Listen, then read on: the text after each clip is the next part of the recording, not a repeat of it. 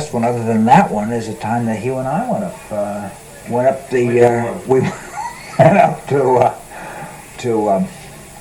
well, we were going to the Channel Islands. We never got there. Hey, Lord, now that I know that you were 15 degrees off your compass. Well, we were never too far out of sight of land. But we did go up to Paradise Cove, and we did go up further along the way. And as we went off, wherever that naval...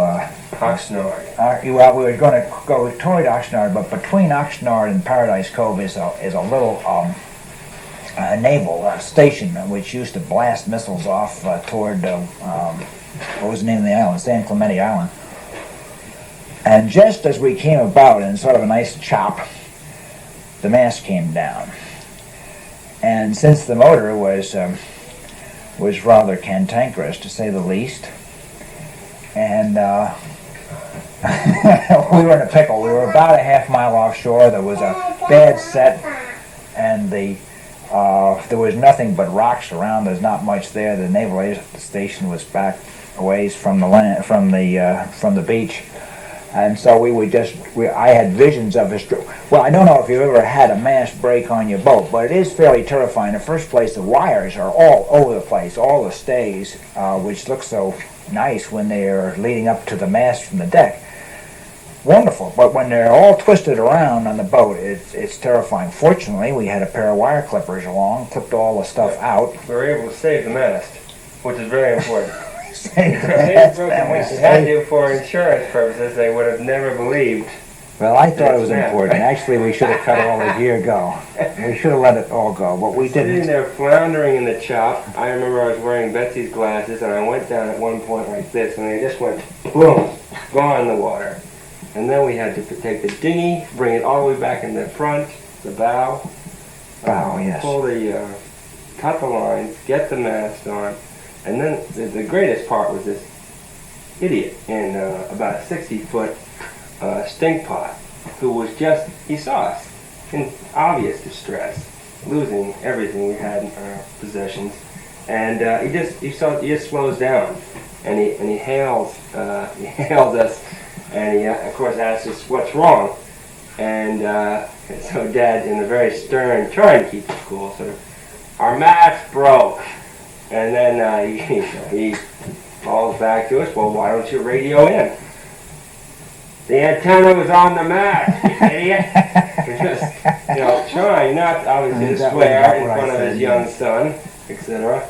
And so the guy watched us. The motor did turn over, that wonderful motor, and the guy just sort of stayed about 50 to 100 feet away, watching us just tootle in for about an hour and a half to get around the point and into Oxnard. Well, that's nice. I mean, you did hang around in case you got too close to shore. I think it's important to note Why that do you the drop us shipping so lane low? is there. Well, the shipping lane shipping lane. is fairly close, plus I felt that it was very important to have the mast with us and have the sails with us. Of course, it was dragging the mast and the sail. The poor motor was going like Billy be damned, but you couldn't do much because, you weren't making much way. We were against the set. Yeah. But I figured we'd go up to Oxnard. We got up there. The guy did radio the Coast Guard. The Coast Guard did absolutely nothing except meet us at the entrance to Oxnard and see that we got into a berth and didn't cause any further damage. Well, you were really a hellion at the helm. How about Wrightsville Beach, summer of '7? Jimmy MacRae's book. Well, that's an embarrassing I'll story. never go out in the open ocean with you again. I think that Neither will I. just we should warn ourselves of. And we should say that during the Snowgoose time, the thing you wanted to do was take us all around the world. You were real big on Hawaii, at least. Yeah. They're very small. However, we did get through these. Incidents safely. There was no bodily damage that I can remember, which I credit myself entirely for. But there was an incident with another boat in Wrightsville Beach in Carolina, which was extremely painful, and there really was no reason for it to be painful to me because it wasn't my fault. I'll tell you the story. Oh, yeah. My brother-in-law had this very nice rowboat with an outboard, twin outboards. boat. Yeah. It was a really nice boat. It wasn't a rowboat at That's all. wonderful. wasn't it? No, No, no, it's a it was a speedboat. nice boat. It was a skiff. I guess Yeah. a little skiff. It's a Boston whaler. I told him that I had had considerable experience with boats and not to worry about a thing. I'd take care of it for him. And he said, well, be careful because this is the inland waterway and there's a tremendous tide here. I said, I come from Seabright, New Jersey, and we have tides like you never knew.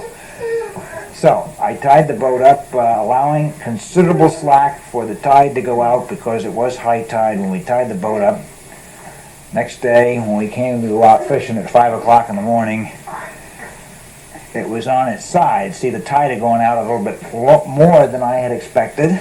And so therefore, the lines, of course, not breaking, had hauled it right out of the water and turned it over so that the engines, which were on the stern, were underwater. Right, away from the front side. So it was very embarrassing, but we did right it, and were able to get a tow. We always seemed to be towed, you notice?